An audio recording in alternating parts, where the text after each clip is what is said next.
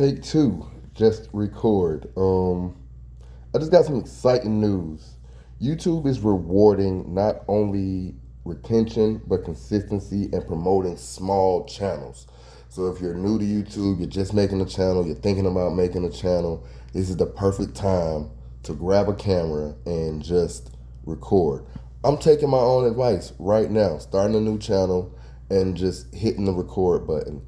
This will be a channel that's called From Scratch because I'm building it from scratch and I'm going to be learning all the different keywords and terms that the professionals use, CTR, split test, CRM, and all of that stuff. I just watched like 2 videos earlier today to see what I need to do to build a YouTube channel. And I was going to boost my old channel, but why try to recapture an old audience if YouTube is promoting new users? So like now moving forward, things like likes and followers and subscribers aren't as important in social media in general as they were before. New users have much more of a chance to get views and gain retention as the people who've been doing it for years.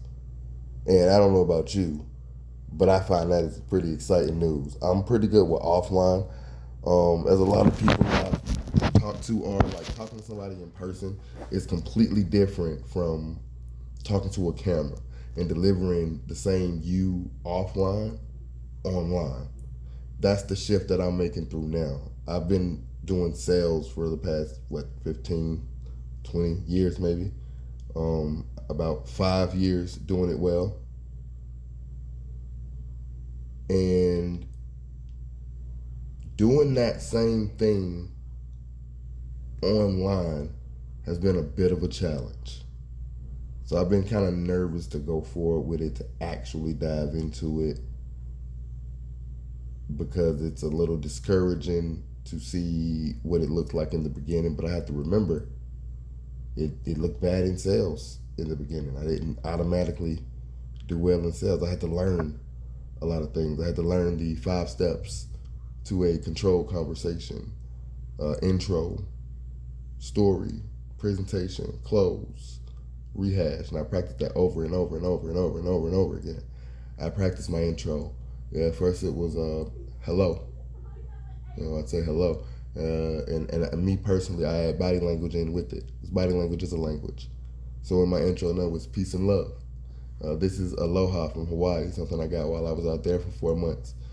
And what was that? The winter of 2023. I wanted to dodge that Portland ice, so I went out to Hawaii to paint out there by the beach. I was out there for about 4 months and dodged the winter. It was a beautiful winter. And this was something I seen the locals do a lot. So I added that to my personal greeting. Peace and love. With a smile, encouraging, exciting, engaging. So somehow I have to make sure I have a hook online that is also fitting into that intro, that's engaging, that brings people in, that makes them want to say hello. Second, story. Small piece, something that gives people an idea of what you're doing, why you're doing it, kind of peak on one of the impulses, whether that be curiosity, indifference, greed, fear of loss, sense of urgency, the Jones effect, the different impulses that make a person want to buy. If you're not familiar with those, fear of loss is, think infomercials, right? When they tell you that it's Come back in. No, man, it's gonna fit. running out, or they say on limited time only will be more sense of urgency. But they word things in a way that make you feel like you're about to lose something. I personally don't like that one myself. I use more having a little bit of construction done. Again, this is episode 1, just record. It'll get better as we grow. The angles and the lighting and the sound, the audio. Hopefully you can still hear me at least though. But at any rate, where we at? 2. Story. Give them I like to use curiosity as my main impulse. Something that makes the person want to know more. Maybe with a question that you ask. For example, when I was selling artwork, it would be, "Do you like artwork? Have you seen my art before? Um, would you like to check out some artwork today?" You know, just something that draws the curiosity. Or offer a deal.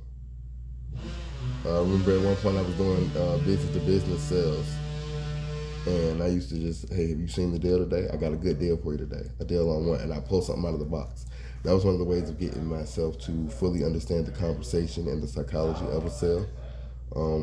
Doing business to business sales, they had me doing pulling items out of a box. It was tasers, flashlights, knockoff headphones that I thought were real headphones. That's why I ended up leaving the company. But at any rate, I'm selling these items out of a box, and I pull an item out. "You seen it yet?" Saying what? Put it in their hand. I go straight to three.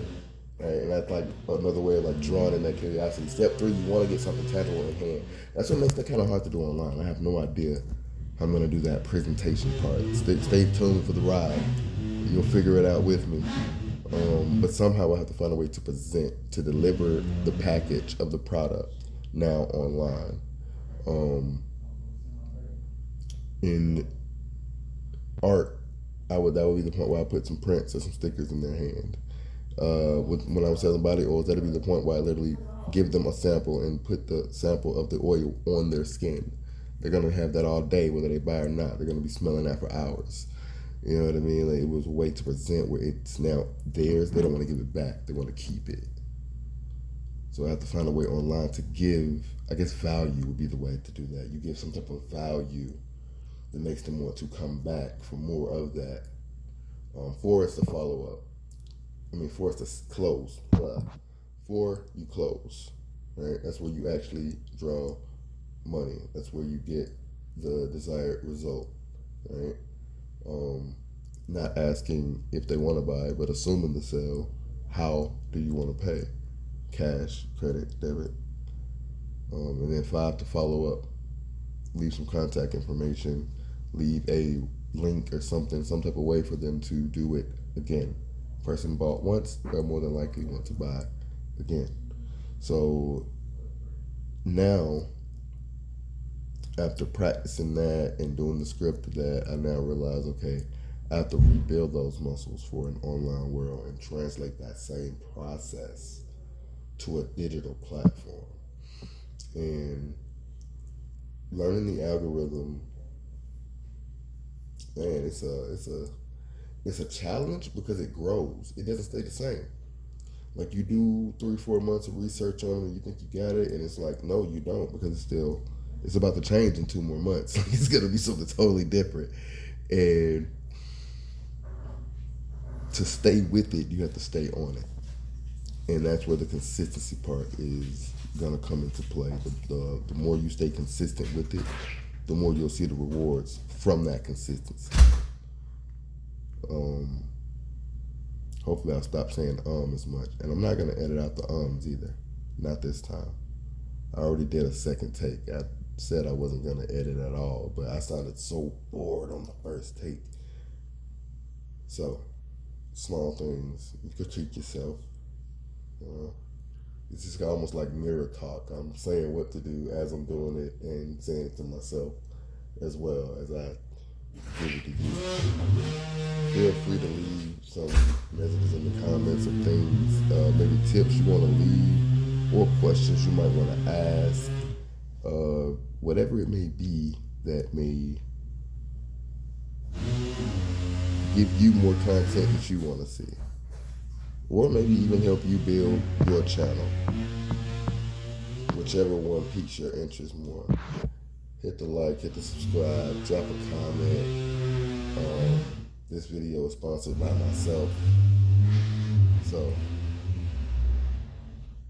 you can show your love, value, and support if you liked it. If you watched this far, go ahead and hit that follow button. Peace and love.